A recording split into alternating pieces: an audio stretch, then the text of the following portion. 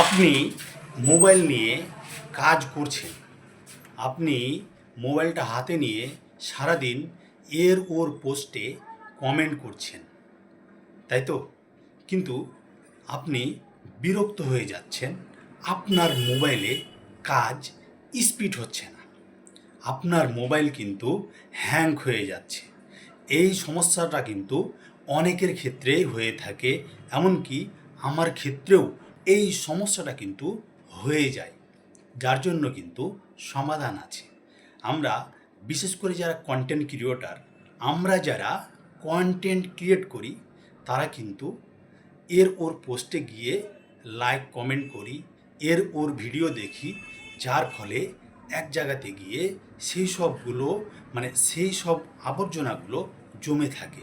কিন্তু ফেসবুক কিন্তু একটা অপশন দিয়েছেন এই আবর্জনাগুলো পরিষ্কার করার জন্য। যেমন কাপড় সাফ করতে সার্ফ লাগে, ঠিক তেমনি এই অ্যাপসটা ফেসবুকের অ্যাপসটা পরিষ্কার করতেও কিন্তু এর জন্য সার্ফ আছে। পরিষ্কার করার জিনিসটা কি, এটা কিন্তু আমরা অনেকেই জানি না।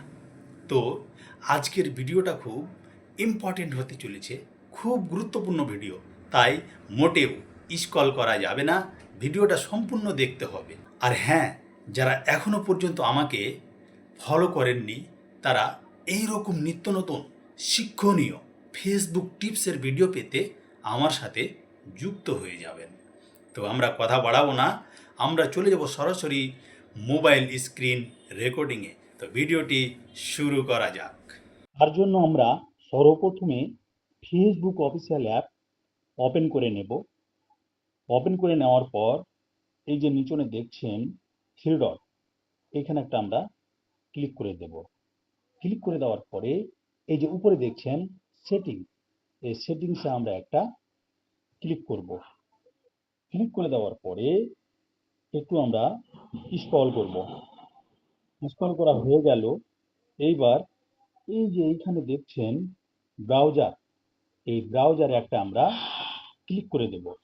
ক্লিক করে দেওয়ার পর এই যে এইখানে দেখছেন ব্রাউজিং অ্যাক্টিভিটি আছে, এর নিচনে দেখছেন কুকিজ অ্যান্ড কাছে, এই যে এইখানে তার ডান দিকে আছে ক্লিয়ার, এইখানে আমাদের ক্লিয়ার করে নিতে হবে। যার জন্য এই ক্লিয়ারে একটা ক্লিক করতে হবে। ক্লিক করে দেওয়ার পর এই যে নিচনে দেখছেন ক্লিয়ার, এইখানে ক্লিক করে দিলেই আপনার সমস্ত ডেটা এখান থেকে ক্লিয়ার হয়ে গেল। এইভাবে যদি আপনারা ক্লিয়ার করে নিতে পারেন তাহলে আপনাদের মোবাইল কোনো সময় হ্যাং করবে না। আপনারা যখন ফেসবুক চালাবেন তখন অনেক স্পিডে কাজ করবে। তো এই ছিল ভিডিও আমি এখান থেকে শেষ করলাম। টাটা।